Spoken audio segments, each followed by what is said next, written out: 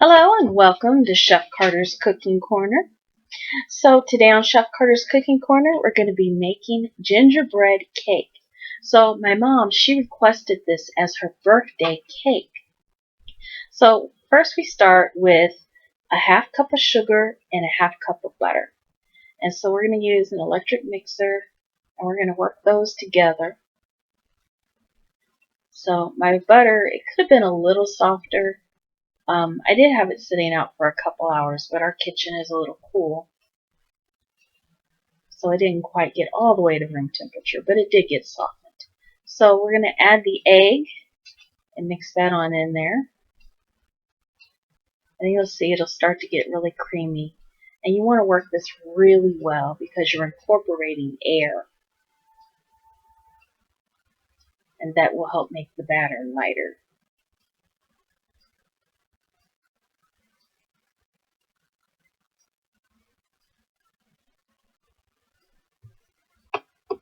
Oh, one thing I did want to mention, you want to put a little over a cup of water on the stove to heat. So I put this water on there on low heat so the water would be hot. We'll add that at the end.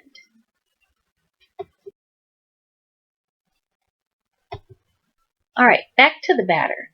Now we are going to add 1 cup of molasses. Now if you haven't cooked with molasses before, they will have a strange smell, but they are what gives the great moisture and flavor to gingerbread. Right? So we add that in, and then we're going to mix that in with the butter and the sugar and the egg. It'll actually start looking like chocolate cake batter. But of course it's not ready yet because we still have to add more dry ingredients to this.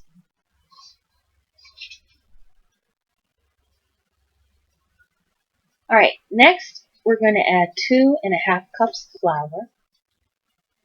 And then you're going to add 1½ teaspoons of baking soda, 1 teaspoon of cinnamon, 1 teaspoon of ground ginger, and ½ teaspoon of salt.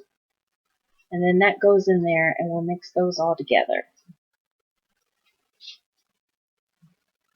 Alright, and it's going to be really dry. So you're supposed to mix this, but I was having trouble and I don't want to ever over mix my batter. So what I ended up doing before it was all mixed, I went ahead and added the hot water.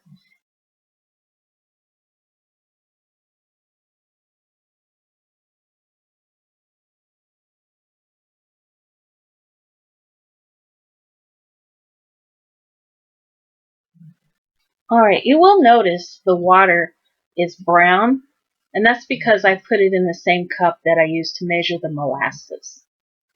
Alright, so you want to mix this pretty good, but be aware you don't want to overmix.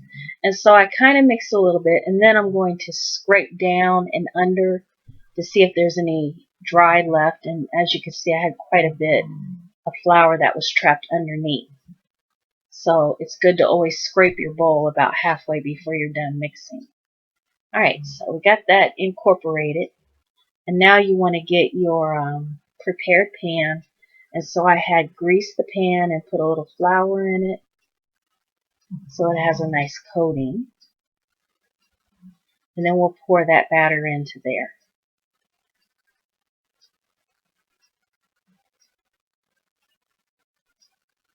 Alright.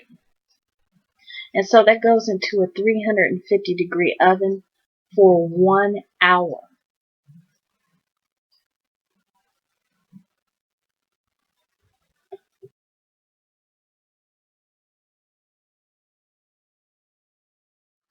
Alright, no cake is complete without a little bit of frosting. And so I just whipped a little something up. And the main ingredients, I put about 4 ounces of cream cheese, 2 cups of powdered sugar, a splash of vanilla, and I have my 1 pound of vanilla, 16 ounces.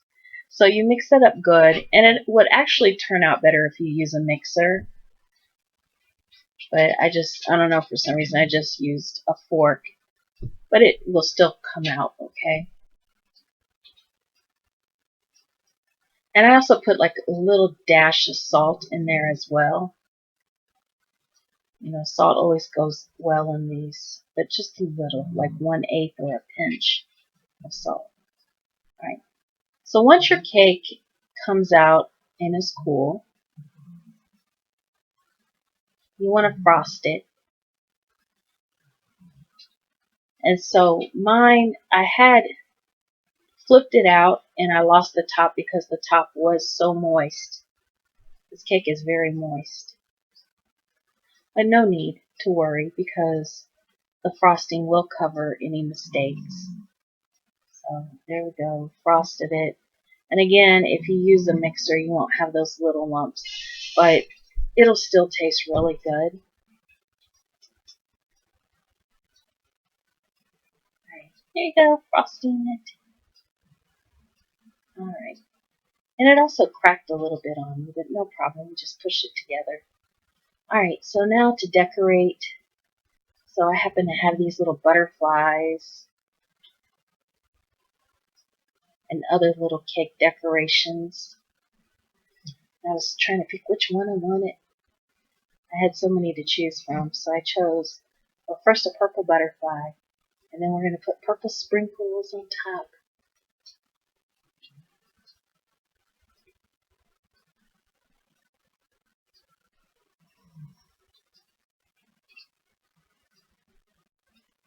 I was having trouble opening the wrapper.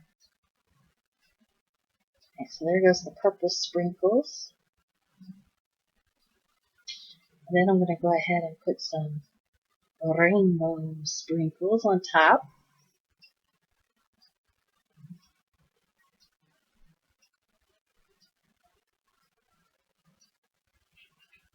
Again, problems opening the wrapper. There goes the rainbow sprinkles. Just the butterflies a little bit.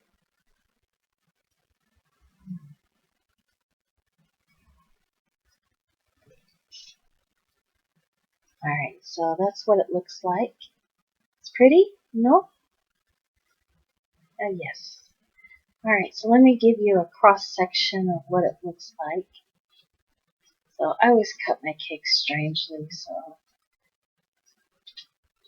you get more pieces that way instead of just doing wedges. Alright, so there's the cake. Give you a close-up view. Alright. That cream cheese frosting goes so good with gingerbread. You can see how moist it is. The crumb looks great. Alright. Well, thank you for stopping by Chef Carter's Cooking Corner. Remember to like, subscribe, and even stay around and watch some of my playlists. Alright. I'll see you next time. Thanks for stopping by.